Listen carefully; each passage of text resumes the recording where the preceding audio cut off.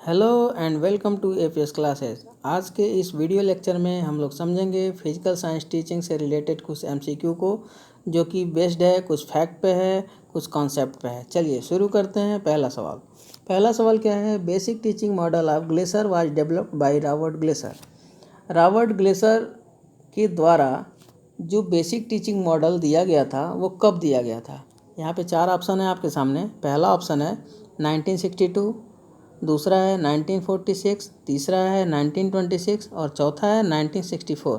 तो यहाँ पे हम देख रहे हैं ये कॉन्सेप्ट नहीं है, ये फैक्चुअल क्वेश्चन है। तो यहाँ पे जो 1962 है वो यहाँ पे करेक्ट ऑप्शन हो रहा है। क्या रॉबर्ट ग्लेसर के द्वारा जो दिया गया था बेसिक टीचिंग मॉडल वो 1962 में दिया गया था, इसलिए ऑप्शन नंबर ए करेक्ट हो रहा है। चलिए आगे चलते हैं। अगला सवाल, deductive method is the analysis form. Deductive method का जो एनालिसिस फॉर्म है वो क्या है? पर्टिकुलर टू जनरल है, जनरल टू पर्टिकुलर है, सिंपल टू कॉम्प्लेक्स है, कॉन्स्ट्रैक्ट टू एब्स्ट्रैक्ट है। तो देखो भाई, जब भी डिडक्टिव मेथड की बात आती है, किसकी बात आती है? डिडक्टिव मेथड की। तो जब भी डिडक्टिव मेथड की बात आती है तो जनरल टू पर्टिकुलर की बात करेंगे। किसकी बात करेंगे? General to particular. मतलब ये सामान्य से विशिष्ट की ओर। जब भी डिडक्टिव की बात होगी तो सामान्य से विशिष्ट की ओर, इसलिए यहाँ पे ऑप्शन नंबर बी करेक्ट हो रहा है, जनरल टू पर्टिकुलर। ठीक है, deductive method is the analysis from general to particular. ठीक है, चलिए आगे चलते हैं। अगला सवाल, अगला पूछ रहा है, इन modern classroom teacher is a mind reader, scarf folder, dominant, active practitioner. Modern classroom में टीचर क्या है? माइंड रीडर होता है, डोमिनेंट होता है, इसका फोल्डर होता है या फिर एक्टिव प्रैक्टिशनर होता है। तो भाई देखेंगे यहाँ पे अगर हम बात करें मॉडर्न क्लासरूम की, तो इन modern classroom teacher is a scarf folder. तो समझते हैं इसका फोल्डर क्या होता है। इसका फोल्डर वो है, ऐसी शिक्षण प्रक्रिया है स्काफोल्डिंग जिसमें बच्चों को दिए जाने वाले निर्देश की मात्रा तथा स्वरूप उनके विकास के स्तर के अनुरूप होता है। क्या होता है? उनके विकास के स्तर के अनुरूप होता है, इसलिए वो बहुत ही इफ़ेक्टिव होता है। तो हम यहाँ पे कहेंगे कि in modern classroom teacher is a scaffolder. ठीक है, ऑप्शन नंबर बी करेक्ट हो रहा है। क्या हो रहा है? ऑप्शन नंबर बी करेक्ट हो रहा है। चलिए आगे चलते हैं। अगला सवाल, which is not a domain of Bloom taxonomy. किसकी बात कर रहा है? ब्लूम टेक्सोनॉमी की बात कर रहा है और कह रहा है कि इसका डोमेन नहीं है। हमको पता है कि ब्लूम टेक्सोनॉमी के तीन मुख्य डोमेन हैं। क्या है? ज्ञानात्मक पक्ष, कॉग्निटिव डोमेन, ज्ञानात्मक पक्ष कॉग्निटिव डोमेन, भावात्मक पक्ष अफेक्टिव डोमेन, मनोक्रियात्मक पक्ष फाइकोमोटर डोमेन। ठीक है, यहाँ पे कौन सा डोमेन नहीं है? एटीट्यूशनल डोमेन नहीं है, इसलिए क्वेश्चन नंबर 4 का जो करेक्ट आंसर होगा एटीट्यूशनल डोमेन, ये करेक्ट है। Which is not domain of Bloom taxonomy. Bloom taxonomy का डोमेन नहीं है क्या? एटीट्यूशनल डोमेन। ठीक है, चलिए आगे बढ़ते हैं।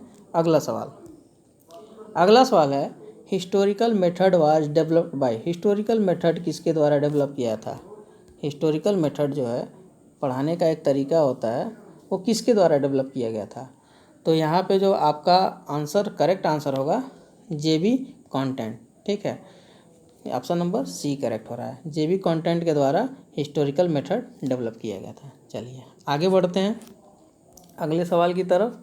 हाँ, अगला सवाल क्वेश्चन नंबर 6 क्या कह रहा है? A plan of arranging various unit in the content of a subject. A plan of arranging various unit in the content of a subject and the period assign to them in a year.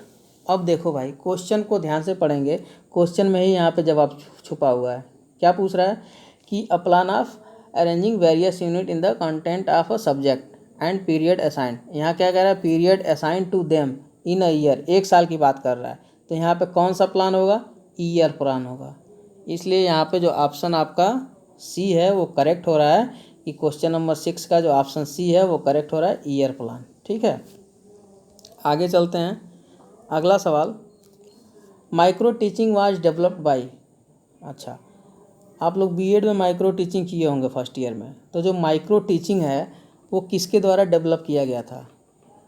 चार नाम दिया हुआ है, DW Elon, जेबी content, इगलर डाले और Keibler. भाई pronunciation सबका अलग अलग होता है, तो यहाँ पे आप सबको पता होना चाहिए कि जो करेक्ट आंसर है वो ऑप्शन नंबर ए करेक्ट है, DWLN। ठीक है, कौन सा? Option number A DWLN। जो माइक्रो टीचिंग है वो डेवलप किया था DWLN। इन चारों में से ऑप्शन नंबर ए करेक्ट हो रहा है। चलिए आगे चलते हैं। अगला सवाल, duration of the lesson in micro teaching. Micro teaching में जो लेसन का ड्यूरेशन होता है वो कितना होता है? देखो, सबने किया है माइक्रो टीचिंग और बच्चे अमूमन क्या करते हैं, 5 to 6 मिनट लिख देते हैं। क्या करते हैं? 5 to 6 मिनट लिख देते हैं। तो यहाँ पे कंफ्यूज होने की ज़रूरत नहीं है। यहाँ पे दिया है 6 to 12 मिनट, ये भी नहीं होगा। 45 मिनट, ये तो पूरा लंबा क्लास हो गया। 5 to 6 मिनट, इसमें कन्फ्यूजन होगा। और बच्चे 5 to 10 मिनट। तो देखो भाई, यहाँ पे जो करेक्ट ऑप्शन होगा वो 5 to 10 मिनट होगा। ठीक है, इन जनरल बच्चे करते क्या हैं कि जो ड्यूरेशन लिखते हैं 5 to 6 मिनट लिखते हैं, लेकिन जो कि गलत है। करेक्ट क्या होगा? 5 to 10 minute. Duration of the lesson in micro teaching is 5 to 10 minute. Option number C. देखो यहाँ पे मिसप्रिंट हुआ है, सी यहाँ लिखना चाहिए और बी यहाँ होना चाहिए। तो यहाँ पे option number C 5 to 10 minute. ठीक है, चलिए आगे चलते हैं। अगला सवाल, question number 9। A technique belong to the area of psychology. A technique belong to the area of psychology of learning and help in influencing the response of the learner. क्या कह रहा है कि लर्नर के रिस्पॉन्स ऑफ द लर्नर का जो influencing है वो क्या है? यहाँ पे किसके में? A technique belong to the area of psychology of learning. ठीक है, तो यहाँ पे जो हम देख पा रहे हैं ऑप्शन दिए हैं आपका क्वेश्चनिंग, रेनफोर्समेंट और डेमोस्ट्रेशन और एक्सप्लेनिंग। तो यहाँ पे हम देख पा रहे हैं जो रेनफोर्समेंट है, रेनफोर्समेंट के द्वारा हम इसको इन्फ्लुएंस कर सकते हैं। ठीक है, लर्नर के रिस्पांस को इन्फ्लुएंस कर सकते हैं किसके द्वारा? रेनफोर्समेंट के द्वारा।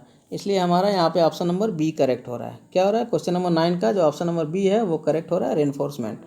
आगे बढ़ते हैं। अगला सवाल, क्वेश्चन नंबर 10 क्या कह रहा है? Which among is not Vogel's criteria of selection of a text book.